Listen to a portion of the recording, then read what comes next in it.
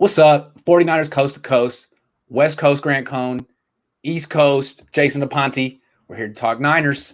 But specifically, we're here to talk the quarterback count timeline because we're fascinated by it. We're a couple of guys who like to try to break news. We were trying to follow along this offseason, and it was very confusing as to what happened. The narrative keeps changing because Kyle Shanahan keeps revealing more information. Basically, what you need to know is you probably already know, but there was the whole Mac Jones. There was a whole lot of confusion as to who the Niners were going to take. Then they took Trey Lance, and the Niners were like, by the way, this was our guy since January, ha, ha, ha, ha, in your face.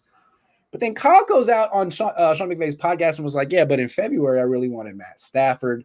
So we kind of have to go back and look at the whole timeline, starting with the Super Bowl loss. So I'm going to let Jason take us through it, and I'm going to pepper in some comments as I see fit. Jason, where does this story start? So this is something that when we were talking about it on previous shows, it's something that's going to be dissected for years and years and more about this draft process because, again, 49ers are a cornerstone franchise. Getting up to pick 3, it's something that matters, and with the whole Jimmy Garoppolo discussion and everything. So let's just start at the beginning. And I hate to start here, 49er fans, but you muted this word on I did. Twitter. I did. But it's time to talk about it. It is the best time to talk about it. I did mute this word on the timeline. We'll start at the 2019 Super Bowl. So the 49ers collapse as a team, not one person. Many things when you watch that fourth quarter, I can point to and I could say, this guy missed a block, this guy ran the wrong route, this guy missed a block, he missed a throw. It was a team effort. Yes, it took an entire team. So it took an entire team to blow that game. Yeah. Okay. Yes. So we'll start with Tom Brady. So everybody took that clip from HBO's The Shop, which is great. And I implore anybody who hasn't seen it to watch it because Tom Brady's a little bit more candid there. And I kind of like it when quarterbacks talk or professional players talk about candidly. I want candid. We made fun of Coach Speak last time. Doesn't this start with Mike? So we'll just start the way that I remember it. I remember. Well, real quick, we'll do it like this. Would be the what do you call it in a book? The part before the first chapter. The prologue. The prologue. Okay, the prologue is you have to know that Jimmy coming off the torn ACL was bad in the 2019 preseason training camp. He had the 5-pick practice, and there were reports multiple from Mike Silver that short leash for Jimmy. Organization really likes Nick Mullins. They could make a switch if things go bad for Jimmy. Now, of course, I remember that. Okay, come to that. So that's the prologue to this story. This goes back to 2019. Mm-hmm. Good call. And that is a good call, actually. And that actually, I mean, when we get to the end of the story, you'll understand what we're trying to do here. But part 1, Tom Brady becomes available. Yes. And I forget which month that is. And it was very much, so like I was talking about with The Shop, a lot of people alluded to him talking about you're sticking with that MFer, and they thought they were talking about Jimmy Garoppolo. We did find out he was talking about Ryan Tannehill. And when you watched that whole episode, he was talking about it was a team that he wasn't interested in, but you're not interested in me. Right. That's the stuff and he really got upset about that. So that's when you put the pieces together. The Titans are already invested in Ryan Tannehill. Doesn't make sense for you to pivot from that to Tom Brady. So it does make sense. So Tom Brady was more perturbed at the idea that the Titans didn't want him. And why don't you want me? So especially Tom Brady he has a personal relationship with Mike Vrabel. Right. So he's probably older than Mike Vrabel. I don't know. He is, right? I think he is, or he's close to it. Yeah. So Brady wants the 49ers. The 49ers want Brady. This has been documented. They flirted with the idea. And we all know that really what happened is Tom Brady, the reason that he was able to establish himself, I mean, he made some good money, but he was never like the highest paid quarterback, even when he was like at the top of his game with the Patriots. So at the end of your career, what do you want to do? Let's go get a bag and let's go play in my home. Well, the 49ers balked at that. And they said, listen, we're not going to give you 35, 40 million, whatever it is that you're looking for this 2-year deal. It's just not in the cards. Next day, boom, Tampa Bay Bucks. Because remember, the Niners, to outbid Tampa Bay, you'd have to offer like, what, 10% more, 13%, whatever state income tax is for in California for the highest tax bracket. It's hefty. So, yup. So the next day, Tom Brady signs with the Bucks. Done deal. And it was pretty clear that he wanted to be there and they wanted him. Okay, didn't happen. That's the first part of the story, because there's so many names that we have to go down the list of people that Kyle Shanahan or John Lynch have identified as replacements for Jimmy Garoppolo. And it started with Tom Brady. So Tom Brady falls through, goes to the Bucs. Bucs win a championship. Not certain that would have happened here with all the injuries, but I know that I can't say I know. He probably would have stayed upright for more games. I think that he's a little bit more savvy in the pocket to move and get out of the way of things. So, okay. Yeah. So that's part one. That is part one. It's part one of the story, right? So the 49ers let Tom Brady walk because they didn't want to pay him his $40 million. And, whether you agree with that or not, that's pretty much what we've gotten from everybody that we've spoken to. Okay. Yeah. Part two. This one is a little bit more of us putting pieces together. And I think Kyle Shanahan alluded to it in the press conference. Was it the press conference before the draft with the whole Mac Jones thing about it, like where he mentioned that Deshaun Watson's out there, and so he mentioned that. So that might have been the press conference immediately after the trade. There were two press conferences. There was one in February, March, whatever, and then there you go. That's the one. So Deshaun Watson requests a trade, and as 49er fans, we all think, yes, that's the guy that you need to go get. You send whatever that you have to send. We didn't really have any sort of insight into whether the 49ers were actually interested or made any sort of offer. Right. But when you hear Kyle Shanahan talk in that press conference, he mentions Deshaun Watson. So the 49ers turn the rock over on Deshaun Watson. Yeah. Whether internally or actually sending an offer is two different things. But again, Kyle Shanahan sees someone else to replace Jimmy Garoppolo with. Yes. Okay. And this one makes a lot more sense. Obviously, this isn't going to happen now because Deshaun Watson has way worse things to worry about at this point, and who knows if he's even going to play football this year. But it's more about, this is the second time you turn this around, and now Deshaun Watson's a 24-year-old franchise quarterback. That one makes sense. Absolutely. I think that there's maybe 4 or 5 teams that wouldn't be interested in Deshaun Watson because they have that sort of player right there. I think there's like 20 to 25 teams that would jump at the chance and dump whoever their quarterback is. It's a big commitment. I mean, you got to trade everything, and the Niners were willing to do it. So that just, if you felt good about your starting quarterback, you wouldn't feel like you needed to make that move.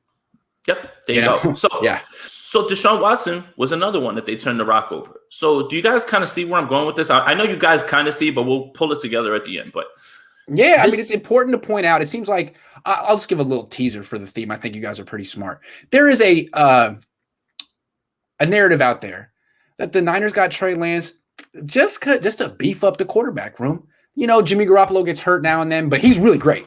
He gets hurt, and even Sean McVay said that. It's just an availability issue, and you got to beef up the quarterback room. Man, they went from Tom Brady to Deshaun Watson, and that's just part 2 of a multi-part story. We're just getting started. So I don't know about this beef theory, man. My reaction is more like, where's the beef? I don't see the beef. Well, more than anything, it's more, again, we're talking about Deshaun Watson, so we're talking about how many teams would not jump, who would jump at this chance. All right, like I said, it's a handful of teams that wouldn't because they have their guy, they're set, and they don't require that. But any other team would have been all the way in on Deshaun Watson, okay? So you find out that obviously that's off the table now, so the 49ers pivot one more time. Let's get to part 3. Yeah, they do. And hold on real quick. They did not pivot initially to Trey Lance. The story was that they were all in on Trey Lance from January. That's what the 49ers official narrative is, and that comes from ownership in the front office. But Kyle, gotta love Kyle. # Kyle goes on # Sean McVay's podcast and says, well, actually, I was really interested in Matthew Stafford. That was February. Yeah, that's so the same time. This is the impetus for us to rewrite the timeline, because the Niners official version is bogus. In February, we're talking Stafford, not Lance. And that's the time that we're in Mobile. All that stuff happens, and our group is the one telling you guys that there's movement on this, and obviously it falls through. So whatever, we don't have to talk about that. But again, a third quarterback, Matthew Stafford. Now, there's a large debate on 49ers Twitter about whether Matthew Stafford is actually better than Jimmy Garoppolo. And I don't even think that that's much of a discussion when you're talking about the two players. Because, and let me take the diplomatic approach. Got the report right in 2019. He didn't know anything, but he didn't know anything before the draft. That's a good point. See that one. Yep. That one kind of felt like. I mean, and he's a what's the word? Wait, wasn't Stafford before Watson? No, it was after, wasn't it? When did all the reports come out about Watson? I think they were kind of going at the same time. They were a little bit concurrent. I could have swore that it was Watson first, and then they moved to Stafford, and they were like, "All right, that's it. We're just out on Watson." So I mean, whatever. So hard to say right there. Hard to say. Yeah. Well, the thing was, the Texans didn't seem super eager to move him, and it seemed like a harder guy to attain. Like, yeah, if you could get him, he wanted out. The Texans were dragging their feet. The Lions were like, "We're going to grant him his wish. He's been a good team player, right?" Yeah. And so.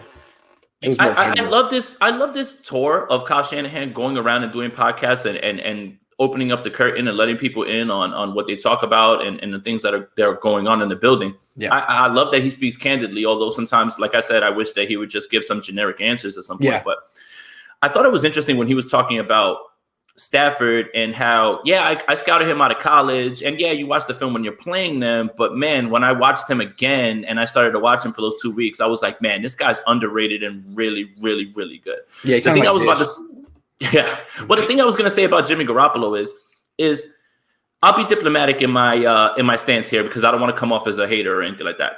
It's hard for 1 year of work for you to tell me definitively, and maybe there is a world that Jimmy Garoppolo never gets hurt again and he lights the world on fire, that it's in the range of outcomes. But to tell me, oh, look what he did in 2019, he's better than this guy who has done it year after year after year, has played so many years, has stacked up so much time in this league, that's the part where you lose me. You lose me there with that one. So, hey, look, is there a world that Jimmy Garoppolo, whether he's on this team this year, next year, whatever, turns into a top 15 quarterback, top 10, maybe, but you can't tell me right now that he's better than Matthew Stafford. That doesn't make any sense at this point. And again, the Niners' official narrative was that they might have kicked the tires on Matthew Stafford, but they never made an official offer. I mean, they were just doing their due diligence to find out what he was going for. But really, Trey Lance, the guy since January, and Kyle Shanahan comes just high steps into the booth, being like, "No, that wasn't the real story. Let me tell you how it went." Thank you, Kyle. So Stafford was the plan up until he went to, that was February. Up until he went to the Rams. So we're talking February. That's part 3. The Niners in February are now like, let's go back to the drawing board again.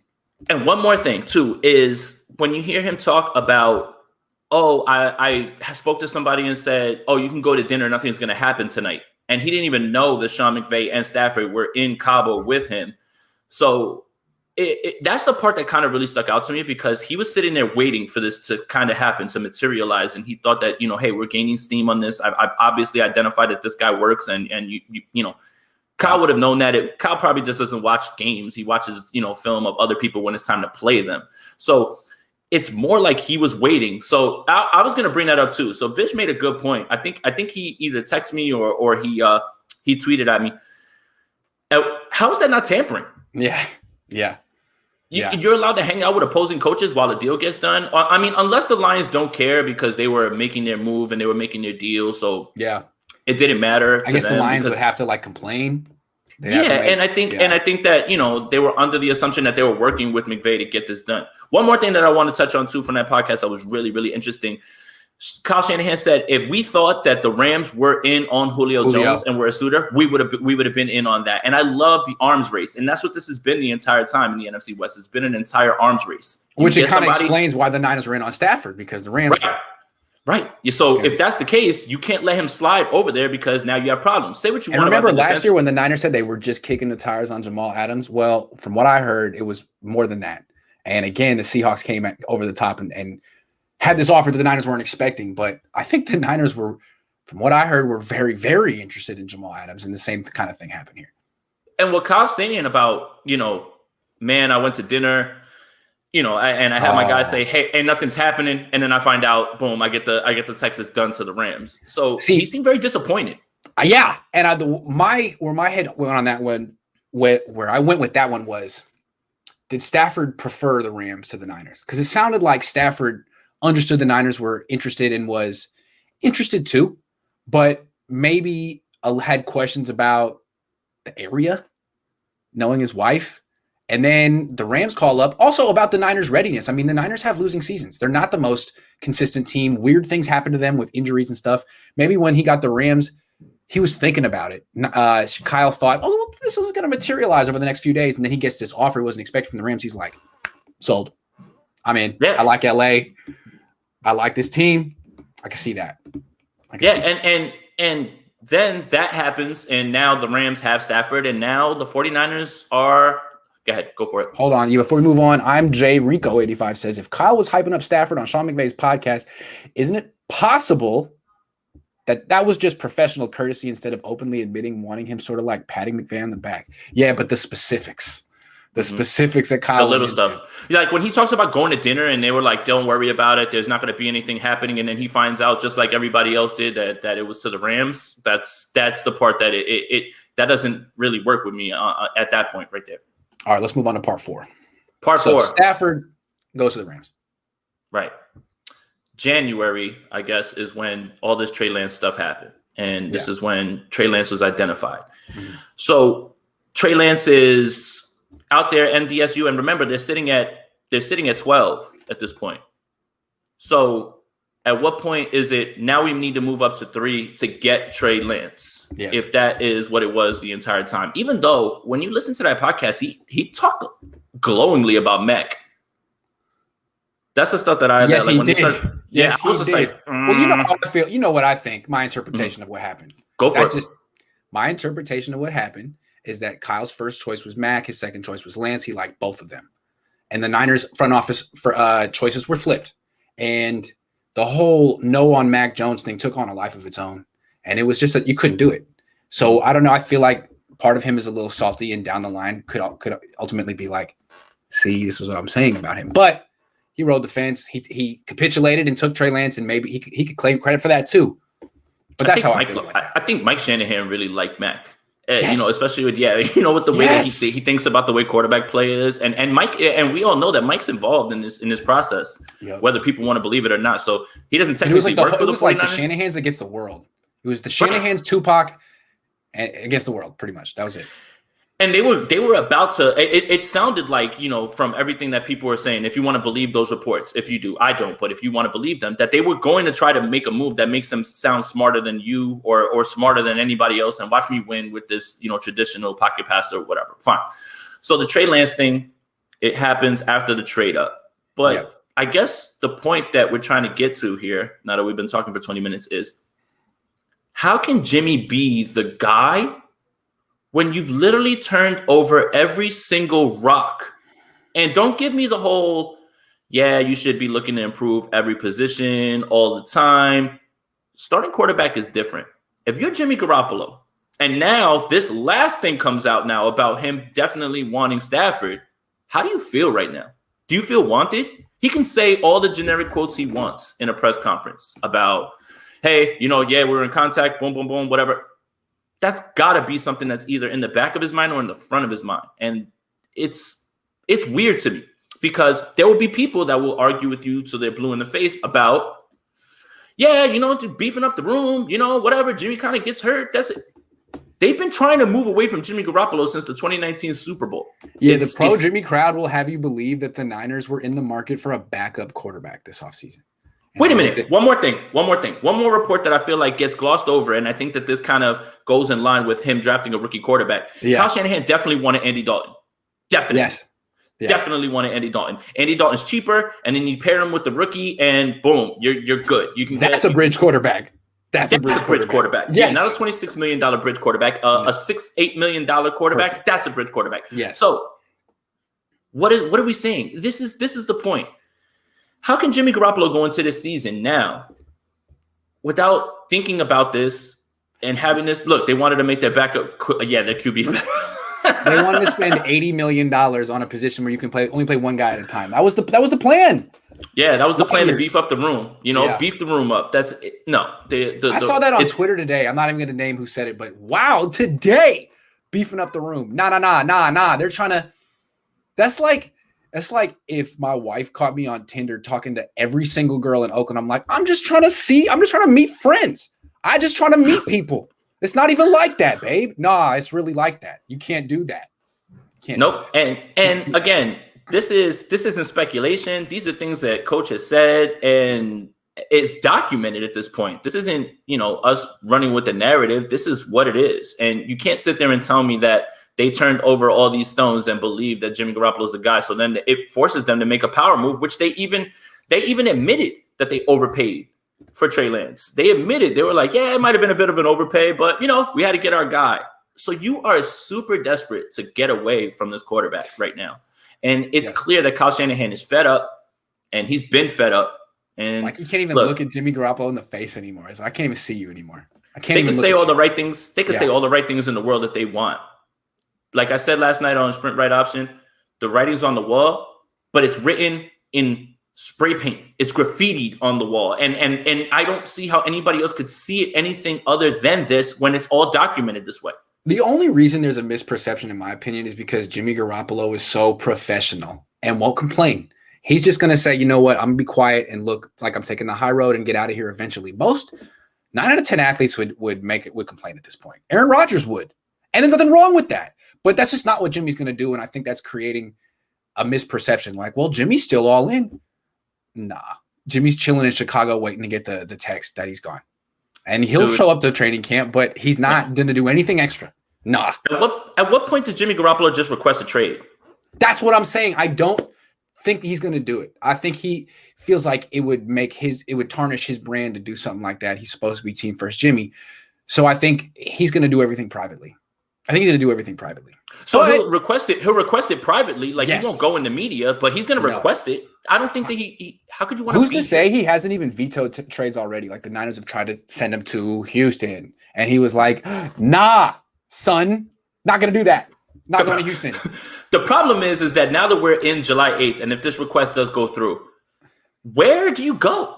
Where could you go at this point? So look, Washington, let's go down the line. Washington, nope. But I would argue that right now, Ryan Fitzpatrick, when he's upright and not Fitztragic, is a better quarterback throwing the ball down the field and has a longer track record. He can move better than Jimmy Garoppolo. How about that?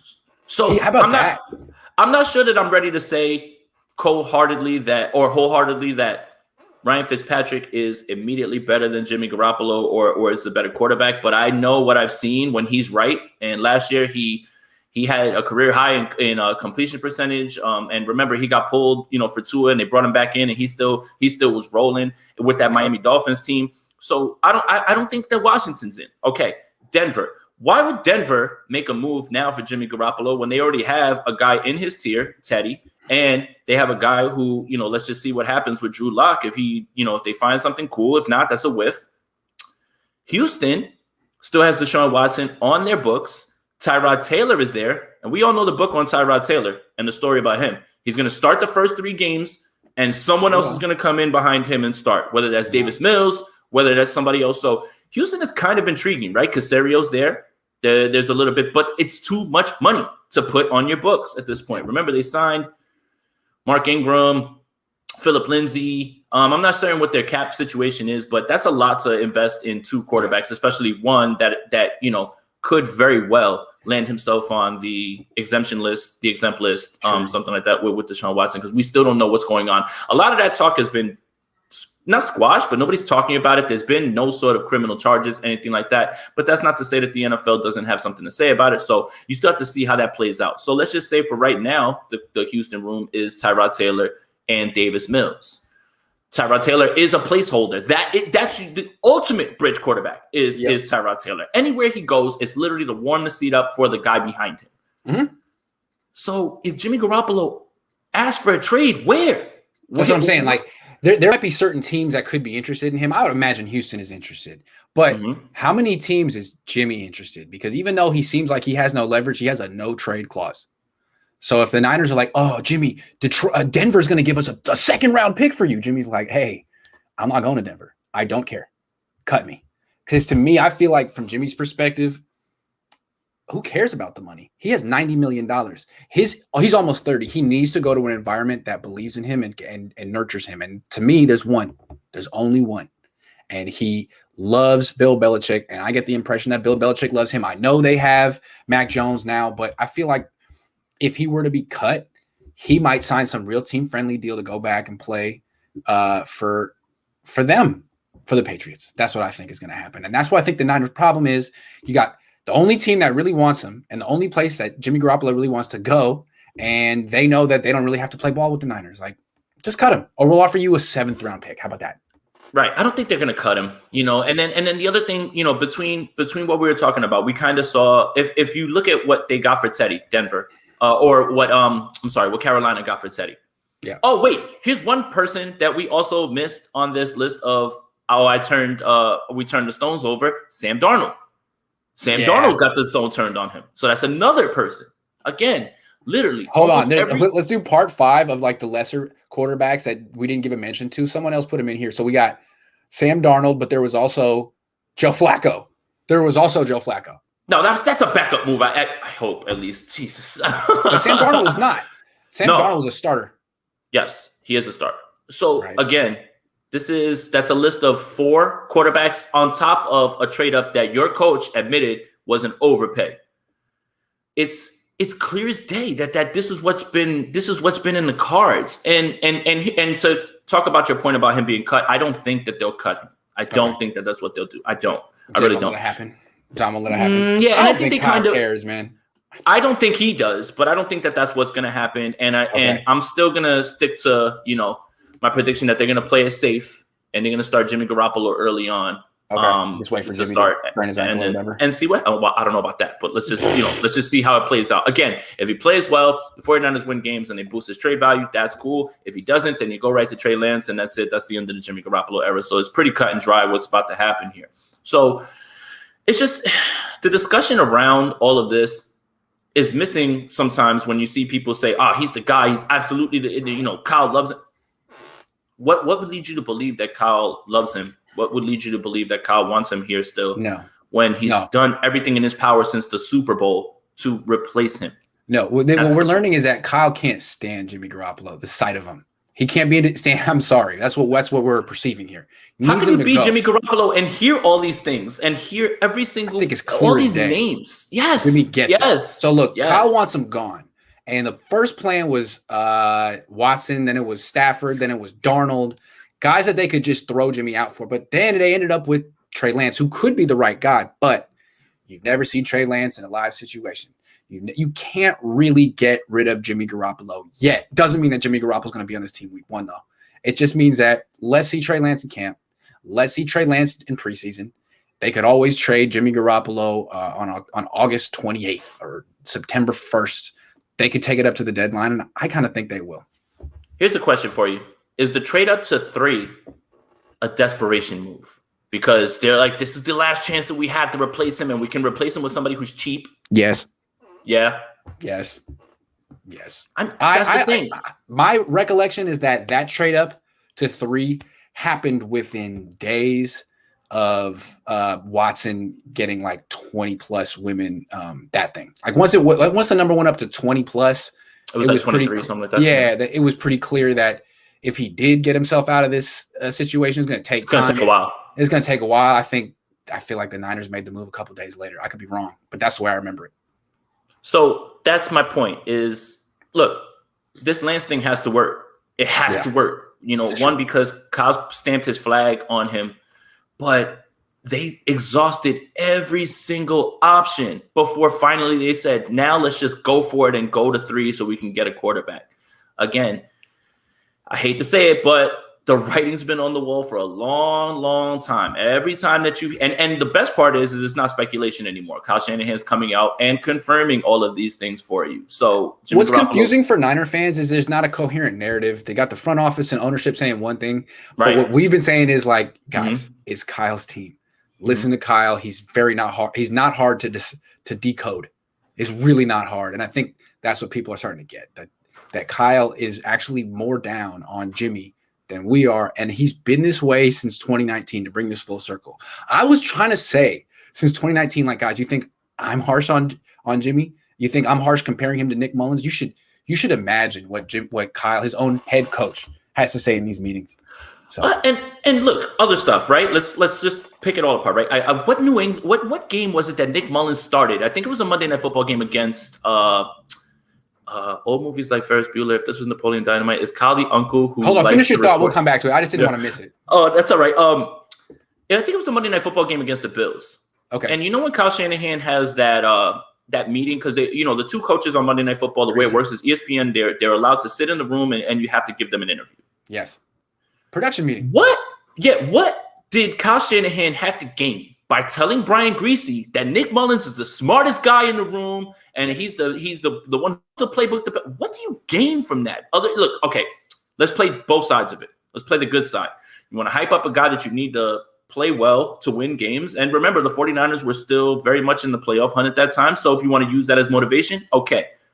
But the other side of it is, if you're Jimmy Garoppolo, why haven't you ever said anything about like that about me? Even in 2019, when this team was rolling, you never heard that sort of praise. Never. So it's all there for you to just look at it, just piece it all together. And that's really what it is. But yeah, you take the question. I mean, Kyle's been trying to get the breakup since before the 2019 season. He's been trying to move on for that long. That's all you got to know. That's all you got to know. So when he would praise Nick Mullins, it wasn't because he loved Nick Mullins. It was because he was trying to get the organization to let him move on from Jimmy. He's trying to be like, I don't need Jimmy. But John and Jed are like, your record says different, bud. So he's still in this position where he can't get rid of Jimmy. If you had Stafford, you could. But now even with Trey Lance, he still can't. And he needs Lance to knock it out of the park in preseason. And that's the hope and the expectation. They're not going to say it, but you know Kyle is like, come on, buddy. Come on, man. Like, there's no question. He wanted Nick to succeed. He really did. So he could be labeled. I don't need Jimmy anymore. Mm-hmm. But there's still a large segment of the population that's like, yo, you do need Jimmy, bro. Prove it. Rod Simmons says, go ahead. The W loss record, the win loss record. That's the thing. That's the thing that everybody always points to. But the context is lost, man. It really is. When you talk about that was a top 1-2 defense. I'm not saying that Nick Mullins would have won that many games. I'm not saying that Nick Mullins is better than Jimmy Garoppolo. Yeah. But stop acting like Jimmy Garoppolo was world beating people. Like the Saints game, you could point to certain games where he did a lot of things right, and that's fine. But people make that record to be like, if Tom Brady had that record, they would be like, look, he's the GOAT. Like it's not the same. It's not the same. It's not built equally. It's not the same thing. No, Rod Simmons has a very important question. Old movies like Ferris Bueller, if this was, I don't know why Ferris Bueller's in here, but if this was Napoleon Dynamite, is Kyle the uncle who likes to record throws? Well, yeah. And Jimmy Pedro. Will Jimmy Garoppolo cut off his hair? So I like the Uncle Rico reference. And if Coach would have put me in, I'm still convinced that if Coach would have put Rico in, they would have won the state title, like no questions asked. But I don't know. This is a good. I don't think Jimmy's Pedro. No, I don't think he's going to win any. I don't think he's winning any elections anytime soon. He used to be the popular guy. No, Jimmy is the boyfriend of the stuck-up girl. The boyfriend with the blonde hair who has no lines, but like is always like. I love that guy. That guy's underrated in that movie. So look, who's Rex Kwon Do though? Who's what? Who's Rex Kwon Do? Rex Kwon Do. Gosh, man, that's a great one. What is it? Go ahead, attack me. No, he's like, get it out of here. Attack me. Yeah, that's right. I love it. Man. But I mean, it's really more about where are we now with this? Can we put this to bed that it's quite obvious that, I mean, even whatever. If you want to use the trade up and say, okay, the Jimmy Garoppolo era is over, it's kind of been over for a while, and that's the thing. And it was right after the Super Bowl that all this happened. You can't turn over. Kyle's been consistent, Jason, if you only cite 2 quotes from 2 pressers. Yeah. It's just vindicating because I feel like we've been like, hey, if you read the tea leaves, you can see that the Niners aren't happy with Jimmy Garoppolo. Specifically, Kyle Shanahan is not happy with Jimmy Garoppolo, and just so much pushback from Niner fans for years. It's like, man, you need to do a better job of listening to Kyle. He's trying to tell you. He's trying to tell you. And like we said, that's where the coach speak comes in. Sometimes you can duck all this but he has no interest in.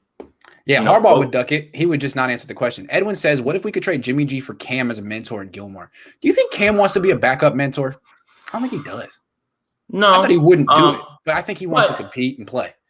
But I think there's a common misconception around 49ers Twitter about how horrible Cam Newton is. And I think that's not true all the way. I mean, they had no weapons last year. His shoulder was hurt. He still had more on-target throws percentage-wise than Tom Brady did the year before. Nobody wants to talk about that.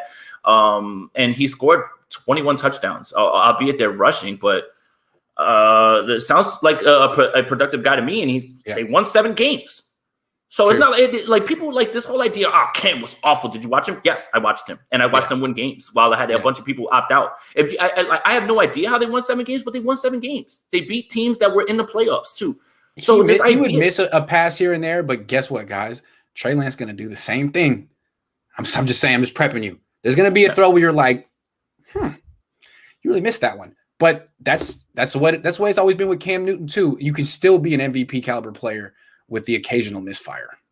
Yep. And that, so look, I know 49er fans don't want Cam Newton here. I would welcome it with open arms and love it. If they're going to take on Jimmy Garoppolo's contract and we can move Cam over here to be whatever mentor and he accepts that role, and you get Stephon Gilmore no matter where he is at this point. I mean, he wants an extension. That's the part with Gilmore that really hurts. Yeah. And I don't know if the 49ers should give him an extension, man. He literally from the year before was the best cover corner in the league, and then last year took a step back. And we all know after 30, that's what happens. You don't usually get better, but who knows? Especially if you give the guy the extension. I mean, that's the point. So the thing is why do you think the Patriots don't want to give it to him? It could be a revival in the way of Richard Sherman. Like, they never threw towards Sherman's side, and the defense, if they have a good pass rush. But I'm not willing to bet on that, nor extend him for a certain amount of time. Sherman hadn't made much money in his career. He had a chip on his shoulder to make more. His best years, he was cheap, 5th round pick. Yep. Rod says, on a serious note, are we borderline the laughing stock because of expectations, like expecting Jimmy Garoppolo to be the next Brady, thinking Solomon Thomas Pettis was going to get break? I do think that Niner fans can be a little unrealistic sometimes, but I don't think the rest of the country is really thinking about Niner fans like that. No, and I don't think they consider us a laughing stock. I think the book is out across, not fan bases, but the league, that, Jimmy's not going to be here for too much longer, or that he's not the guy who can elevate you when you need a play. So I think that's kind of what it is. I wouldn't say laughing stock. I do think that 49er fans think that every single player on this team will break out, and I want it to happen. And that's why, I sent out a tweet saying, sleep is tough sometimes, and I stay awake at night knowing that the 49ers drafted Jalen Hurd while Terry McLaurin was on the board. And people were like, oh, but, dude, 2 years, Terry McLaurin, 2,000-yard seasons, really, really good. Jalen Hurd, 1 preseason game against the Dallas Cowboys. How does that not bother you? Why are you not bothered by that? I don't get it. That's what I'm saying. So, look, and McLaurin was at the Senior Bowl the Niners coached. Yes. Yeah. And I understand the whole, okay, and trust me, I know it. Hurd used to play running back. Alvin Kamara takes his job. He transfers, and he can play everywhere. Cool. I understand the positionless football thing, so you're drafting for need. My thing is that I feel like sometimes Kyle gets so locked in on one player that he misses the big picture on a lot of other guys. Yes. So, look, the same thing could be said about, okay, you drafted Deebo Samuel and A.J. Brown and DK Metcalf on the board. Who wouldn't want either of those guys? Right. So let's just toss that one out. Fine. The Deebo thing is perfect because they know how to use him and know how to get him the ball in space. Fine. But the Jalen Hurd thing was more like a project, like almost like a swing for the fences. Like, if you can unlock what you think Jalen Hurd is, that's fine. Terry McLaurin, I know what Terry McLaurin is. His quarterbacks were Dwayne Haskins, Kyle Allen, and Alex Smith. And he has 2,000-yard seasons, being the only real weapon on the receiving core. And what would he look like in this offense? And how would that have changed the way they drafted later on? If you get Terry McLaurin and he breaks out that year, then maybe you don't draft Brandon Ayuk and you draft somebody else. I don't want to do that. It's just I love Kyle. You know it. Only chance, everything. Yeah. But it's when he gets locked in on a guy, and dismisses the rest of the board. And that's the part. And Terry McLaurin went in the 3rd round. Dude, that's the thing with Kyle in general, is that he sometimes can miss the big picture. He can get so dialed in on a detail and be right about it. Man, Deebo is perfect for my offense for 35 reasons. Let me list them. And you listen to be like, yeah, you made a really good call. It's a really good point. But just step back, man. Step back and see the whole picture. You're you got tunnel vision sometimes. That's it. And that's what I'm talking about. That's my thing. And then, look, DK Metcalf, right? The most over talked about 3-cone drill in the history of the NFL. The Seattle Seahawks didn't draft him and say, man, we want you to run routes in short spaces. And we want you to run 3-cone right now. They used him in a way that, okay, he's big, he's fast, go. It's again, one thing doesn't knock a player down. One thing shouldn't lift a player up, but it's just the tunnel vision of, okay, I'm locked in on Jalen Hurd. but you're dismissing Terry McLaurin and other people on the board. It's frustrating, man. Like, where would this team be, and what position would they be in to draft other people if they draft Terry McLaurin and he becomes the same player? Because I had someone on Twitter telling me, oh, it doesn't matter, Jimmy doesn't throw the ball down the field. I was like, yeah, well, neither does Alex Smith, Kyle Allen, or Dwayne Haskins. And when you look at his success by route, everything was 15 and in. Jimmy would have made him fine. He would have been fine. He would have been fine with Jimmy. So like that's the part that I feel like Jimmy gets a little bit open on everything. Exactly. Everything. And he ran slants like crazy last year. So like we'll see this year because Fitz has a propensity to throw the ball down the field. But Terry McLaurin would have been beautiful here. And I hate to keep harping on things like this, but it's just like, man, there's 49er fans that'll tell you, I can't wait to see Jalen Hurd, and I think that this, and this. Okay, you could think all that. Why are you so confident about that? That's my thing. How can you be confident in anything that he can give you when I know that Terry McLaurin is really good? I know he is.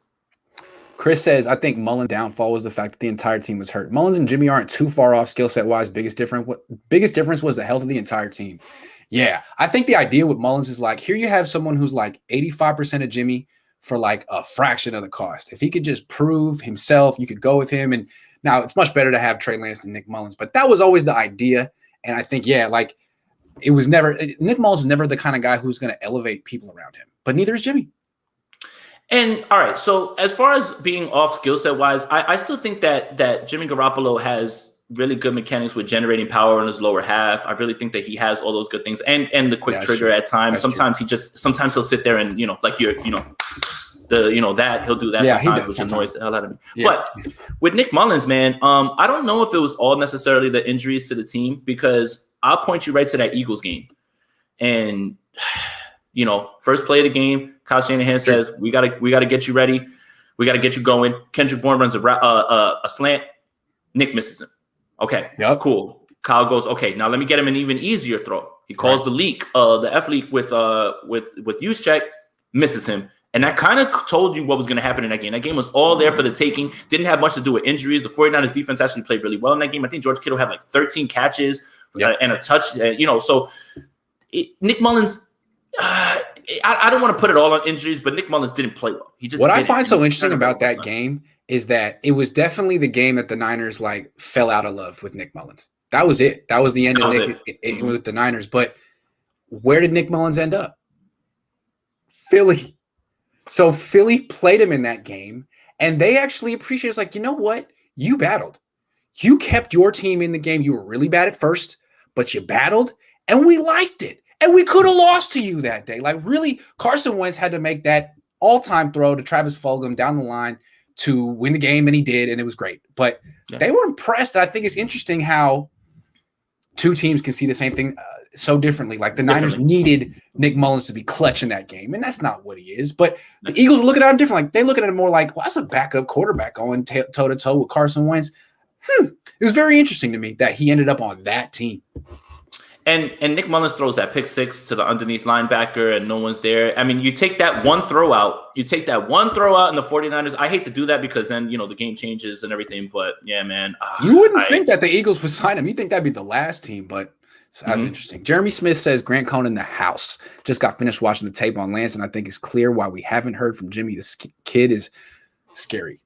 Yeah, that's probably a good way to look at it. I like all the stuff that he said about Lance, too, when they asked him about, understanding the coverages and the pre-snap stuff and all that. I don't know if you guys can hear that. It's like pouring rain over here in New York. But oh, damn.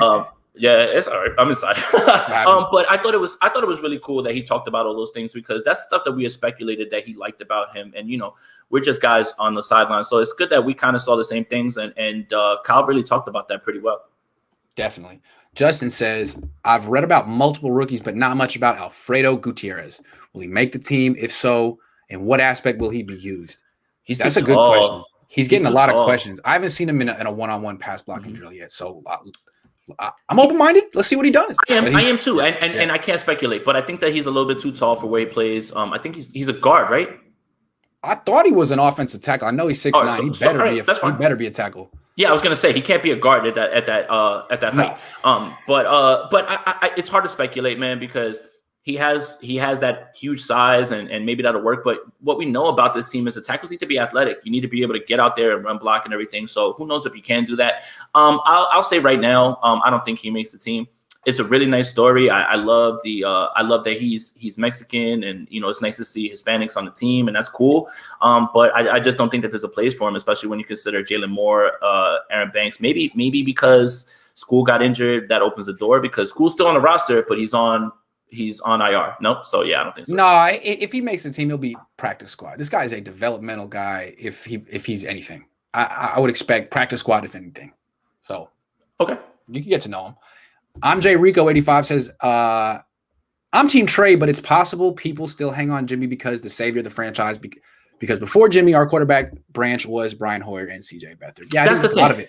That's a perfect topic. So it's almost like if you're dating and you keep swinging and missing on girls. Yeah, you've been on a losing streak for like 3 years. You haven't really found anybody. One. Yeah, you haven't really found anybody that you connect with. Then you find somebody who you go on 5 straight dates with, and you best days of your life, and you start to think she's the one. But then what happens in a lot of relationships is when you like that, right? When you start to spend more time with this person, all the cracks start to happen. She chews with her mouth open. She doesn't throw her stuff in the hamper. She yells at me unnecessarily over something, and then you start to say, "Oh man, what am I in now?" And you look at it a year later, you've been in a relationship with somebody and you're just like, "Oh, damn it, I should have probably waited it out a little bit longer." The Niners popped the question after 5 dates. Right. So Kyle Shanahan. When the family was like, "Yo, you should just probably chill. She seems very nice. Maybe you should just nah." Just seems like they make quick, hasty decisions on quarterbacks, right? After the 5 games, sign him. We got our guy. That's it. Or make the trade. We need him. That's the thing. It's a hasty decision. So for me, I feel like it's right after you figure out, I've been in this relationship with this woman for a while, but the cracks are starting to show. I can't be with this woman anymore. She's driving me nuts. That's the best way I could put it. I don't even know if that analogy lands. No, I've been saying it with Aldara. You may know who Aldara is. She's head of the Jimmy Garoppolo fan club in Mexico. And we were saying that basically the marriage between Jimmy and Kyle Shanahan was totally an arranged marriage. And Kyle's never into it. He was never into it. He was like, okay, fine. And then he couldn't do anything about it after the 5 games too. He was like, God damn it. He was like, you got me. Give her a shot. See how it goes. Okay. She really likes you. It's really, she's a really nice girl. You just really have to get to know her. Give her time. Meanwhile, he's out going on dates with every other girl he can. And Kyle's swiping right on quarterback Tinder everywhere. And Jimmy's at home like, really, her? Sam Darnold? Right. Yeah, Sam exactly. Darnold? That's messed up. There would be, a woman could look at another woman objectively and say, all right, I get it. But then you'll see a woman and you'll be like, her? Are you serious? That's the most offensive part. I don't know. Right. So, I think when we ask these questions about Jimmy Garoppolo, where's Jimmy's head right now? Where is Jimmy doing right now? He knows the deal. Mm-hmm. He knows what's up. It's only a certain segment of Niner fans that don't want to or have been led astray by other writers who, I don't know, have their own agendas, but it's pretty clear Jimmy gets it, Kyle gets it. I think we all get it now. I mean, it shouldn't have taken this long, but I'm glad that all this stuff has come out because we can piece it all together because it paints a clearer picture of it. And I don't know how anybody can argue anything other than what we just laid out in terms of literally going through every single feasible thought and any feasible quarterback that could play, and then landing on Trey Lance, and you still telling me that Jimmy's the guy, or that Jimmy was the guy the entire time, or that Kyle believes in him. He really has never believed in him when you really look at it that way. Nah, they just needed a better backup quarterback. You just need to trade 3 first-round picks for a backup quarterback. We need a better backup punter, I think, if we're doing that. So you need to beef up all the rooms. Like, make sure you get yourself a really good backup punter, get yourself a backup kicker. Let's just load this roster up with elite backups just in case something happens. So. No, they're just gonna go with the 2 quarterback offense, where 2 quarterbacks on the field at all times. I said that's the plan. You didn't know that, God. Jeez. No, but that's the other part. The condescension. What are you talking about? They're beefing up the room. What? You don't get it? We don't get it? Or didn't you hear John Lynch? He said it very clearly. Yeah, I heard. It's funny how people get like yesterday. I feel like a lot of people had this epiphany because of the whole Matthew Stafford thing. People were like, "Oh man, this really does mean that Kyle's done with Jimmy." He's like, "You just figured that out? Really?" Wow. Worst kept secret. Okay. Worst kept secret. But when you said this in its infant stages, when you said these things out loud, especially after the Brady thing, you're a hater. You want Jimmy to fail, which is not true at all. I don't want that. I would love for this team to succeed. That's obviously out of my hands, but I'm just objectively looking at the steps and how everything came out. And how could you argue anything other than this? You called it the worst kept secret. Yes, the worst kept secret in the league since 2019, since before the Super Bowl season, is that Kyle Shanahan's been trying to move on from Jimmy Garoppolo. We've been trying to tell you it. Now he's trying to tell you it. So thank you, Kyle. I feel vindicated. Thank you, Jason, for this wonderful show. It went in places I never even dreamed. This one. This was all Jason. This was 100%. Yeah, I actually came up with a hell of a show. I like the artwork in the back real quick though. Are you a Batman guy? Yeah, Batman comics. So like you can see, I'll show you real quick. There's like, pop figures, 49ers logo. That's a Star-Lord mask up there. Nice. Spider-Man. There's a Duff can there. Yeah. That's a baseball that Aaron Judge threw me Nice. in Toronto. So yeah, I collect stuff, but yeah, I'm a big comic book guy and a Batman guy. So yeah, call me a nerd on Twitter, and I would actually take that as a compliment. Well, I just want to say that my great uncle, my dad's mom's sister's husband, invented Aquaman. And used to do the writing, not the drawing, the writing for Superman. This was back in the day, like the 50s. No way. Yes. His name was Bob Bernstein. He invented Aquaman, and he used to do writing on Superman. And if someone finds out that he didn't, no, he definitely invented Aquaman. So Entourage owes my family royalties. Thank you very much. There you go. They don't. I wish we had that Aquaman money, man. But the whole idea of fighting crime in the ocean, I never really understood it. But I'm not going to knock him because he's in my family. And then, there's a Family Guy sketch where it's like a woman is like being attacked on a beach and she's like, help. And she's like, is no one here? And Aquaman pokes his head out the water from like the middle. And he's like, I'm here. And he's like, hey, leave her alone. He's like, you're lucky you're not doing that. You're lucky you're not doing that over here because I'd stop you. Yeah, I took that bit personally. Right. Oh, wow. All right. Now we know. All right.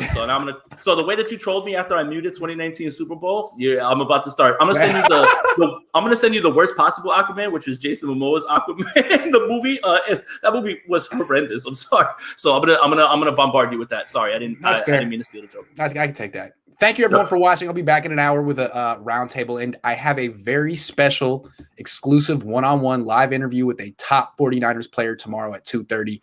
Right here, you're going to check it out, but I'm not telling who it is at all until tomorrow, although I'm about to tell Jason right now. It's going to be nice. All right, see you guys. Yes.